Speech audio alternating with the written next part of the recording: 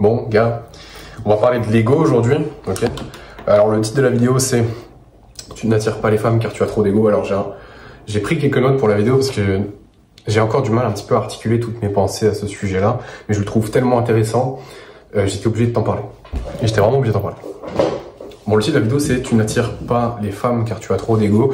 Et je veux juste, avant qu'on rentre concrètement dans la vidéo, qu'on dit que là, je te parle d'ego, mais je suis pas en train de te parler de la manière commune dont on parle de l'ego. Je suis pas en train de te dire que c'est, tu vois, quand on dit quelqu'un, oh, il a trop d'ego, bah, généralement, c'est qu'il se surestime, c'est qu'il sait pas il ne sait pas s'évaluer, il est pas humble, il est un peu imbu de lui-même.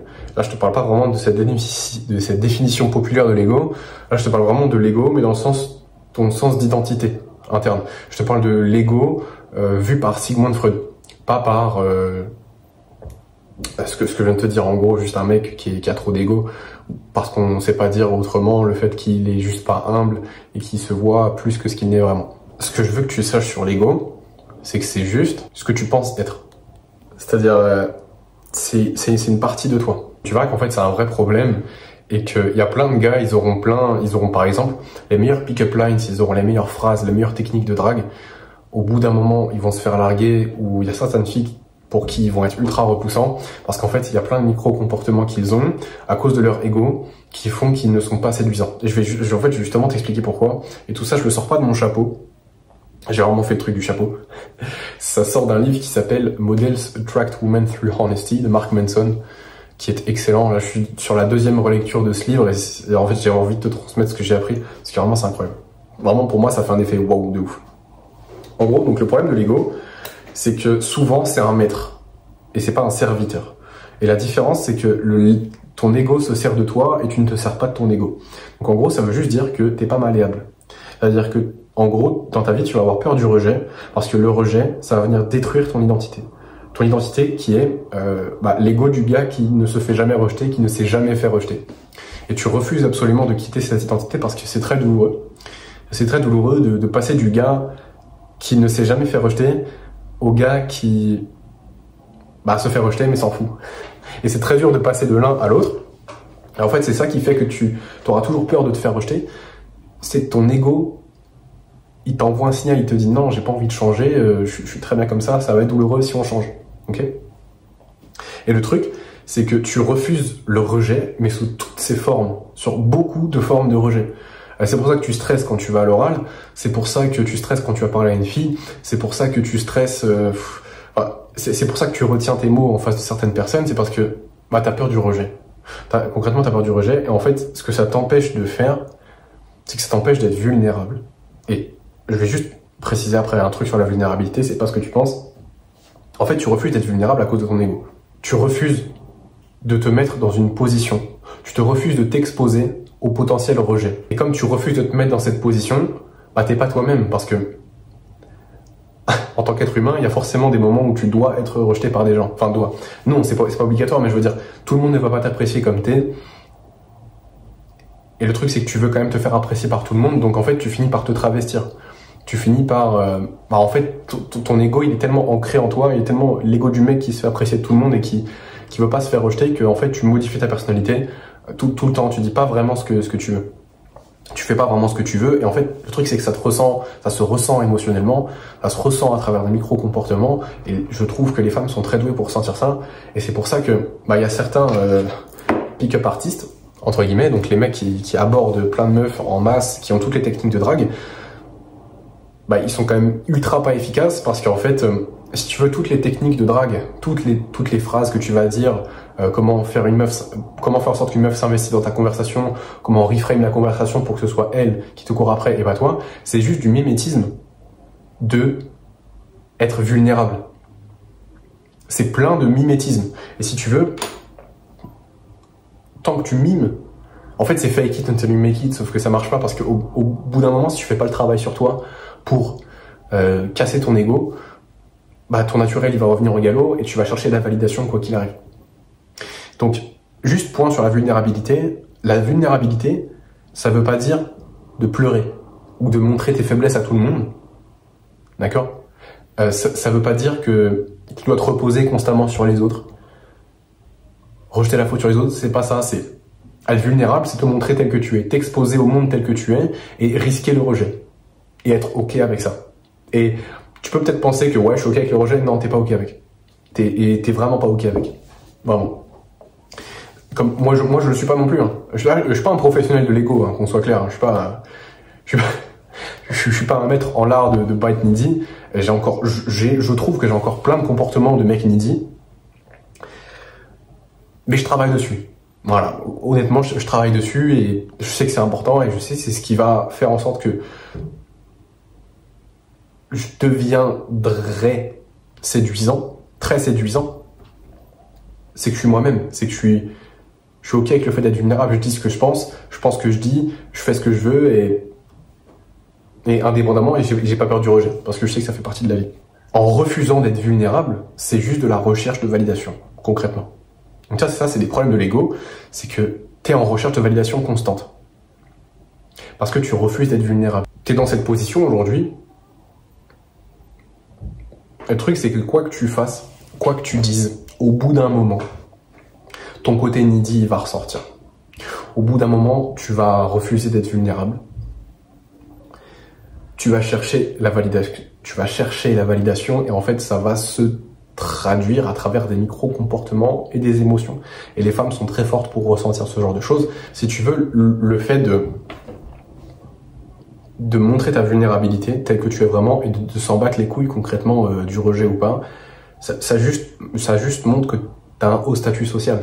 Et que tu t'en branles. Est-ce que genre le mec, genre je sais pas, un roi par exemple, est-ce que tu penses que il en a quelque chose à faire d'avoir un gros ventre?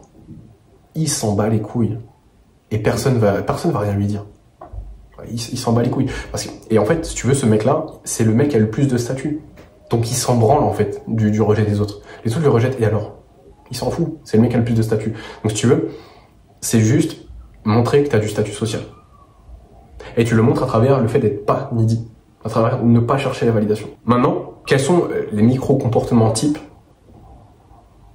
qui vont découler des émotions que tu ressens parce que t'es needy? Ça va être par exemple de pas dire ce que tu penses.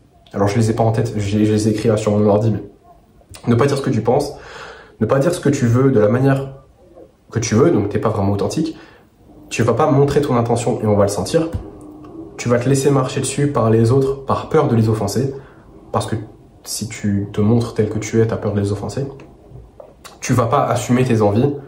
Tu vas cacher qui tu es vraiment. Enfin, en fait, là, c'est que des exemples, et c'est vraiment les premiers qui se sont faits, qui sont venus dans ma tête quand j'ai réfléchi à cette vidéo. C'est juste ça. Bah, c'est des comportements que, en soi, j'ai fait dans ma vie, ok, que je fais moins, parce que je pense que je suis bien moins needy qu'avant, mais je suis toujours, voilà, en recherche de validation. Mais c'est vraiment un travail constant à faire. Mais ça va se traduire comme ça, concrètement. Et là, je pense que tu es un peu comme moi, en lisant le livre de Mark Manson, mais là, tu es devant ma vidéo, c'est que tu te rends compte que tu es needy, que tu es constamment en recherche de validation, et tu te dis, merde, je suis dans une sauce. Parce que ça va pas s'améliorer tout seul, si tu vois ce que je veux dire. Donc pour ça, ce que j'ai fait, c'est que il y a plusieurs actions que j'ai listées, que j'ai fait, que tu peux faire, et je sais que ça a amélioré ma condition. Ok? C'est dur, ok. C'est clairement pas facile, mais je pense que ça fait partie du 80-20. Donc déjà, la première chose, c'est typiquement se faire rejeter. Si t'es quelqu'un qui regarde mes vidéos depuis un moment, tu sais que en cette fin 2024, j'ai abordé plusieurs centaines de femmes, et évidemment, je me suis pris beaucoup de rejets, et j'en suis pas mort. Et je suis totalement ok avec le rejet aujourd'hui. C'est toujours quelque chose d'inconfortable, mais ça va beaucoup mieux qu'avant, et ça traduit... en fait, ce que ça fait, c'est juste que je suis moins needy. Un peu moins. Mais juste avec ce travail. Donc, se faire rejeter. Et ça peut être par exemple postuler à des offres d'emploi, littéralement prendre un CV, imprimer ton CV, le déposer et te faire rejeter à l'instant même où tu déposes le CV. Voilà, tu améliores ce côté...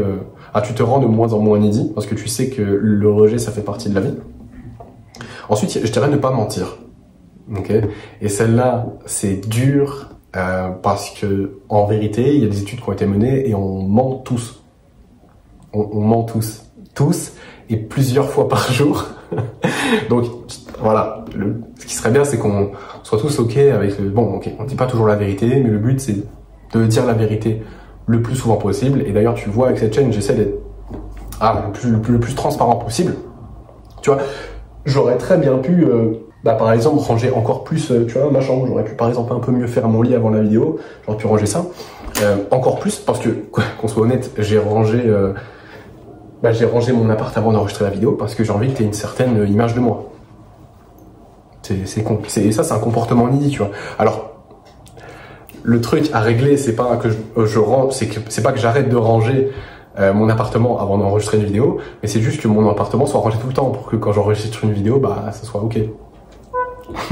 Tu vois. Et donc vraiment, ne pas mentir, c'est important, et ça va petit à petit te faire t'exposer au rejet, en fait. Parce que les gens, ils vont commencer à vraiment voir qui tu es. Tu vas te mettre dans une position où tu es vulnérable. Ok. Troisième chose, c'est de dire vraiment ce que tu veux. Ok. Quand t'as pas envie de quelque chose, tu dis, écoute, c'est cool, mais j'ai pas envie de faire ça.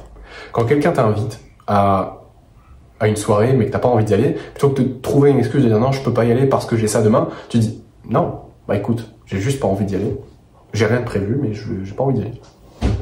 Vraiment dire vraiment ce que tu veux, ça je pense que c'est le point où j'ai le moins de lacunes. C'est-à-dire que j'arrive très bien, je trouve beaucoup mieux qu'avant à exprimer ce que je veux et ce que je veux pas. Et en particulier avec des inconnus, de plus en plus, parce que c'est ça qui était vraiment très dur. Ensuite, dernière chose, et cette liste elle est non exhaustive, hein, c'est moi qui te la donne, je te garantis. Je suis convaincu que si tu appliques ces choses-là, tu vas ressentir une amélioration, mais je pense que tu peux faire d'autres choses. Mais celles-là, je les connais pas encore, parce que je suis pas un maître en l'art, hein, pour que ce soit clair. C'est de dire ce que tu ressens, tout en prenant en compte ce que les autres ressentent aussi. Ok. Parler de tes sentiments, même avec les femmes, c'est pas nécessairement une mauvaise chose. Ça dépend si tu le fais d'un point de départ needy ou pas.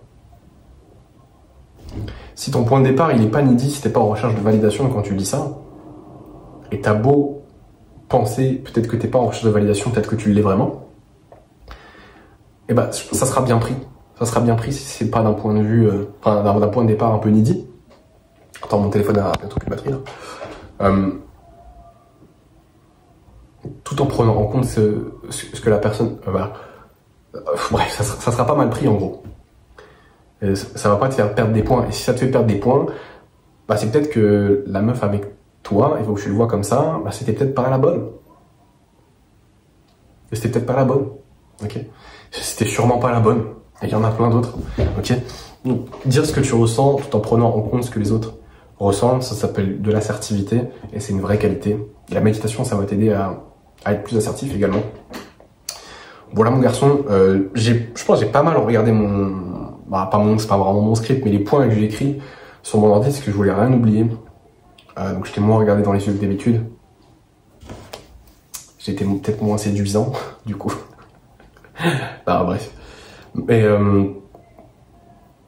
je t'invite pour compléter cette vidéo, d'aller lire le livre de Mark Manson, Models Attract Women Through Honesty. Je vais mettre le lien en description.